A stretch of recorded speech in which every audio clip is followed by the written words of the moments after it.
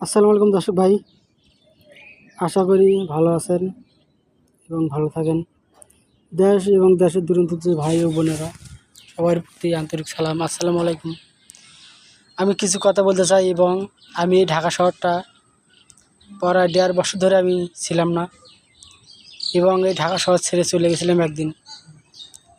কপালের দুর্ভাগ্য, দেশে কামকাজ নাই, সেজন্য আবারও আজকে আমি চলে আসলাম এবং কামকাজ করার জন্য। ইনশাআল্লাহ কোনোটার সাথে দেখা হইলো এবং যে সমস্ত বন্ধুগণ ছিল তারা অনেক বলছে, ভাই ভালো আছেন, কেমন আছেন, এবং কিছু কিছু লোকের সাথে খাই খেতে ছিল এবং তারাও অনেক ভালোবাসা দিল এবং ভালোবাসছি যাদেরকে, তাদেরকে নিয়ে আগামীকাল কিছু কথা বলবো।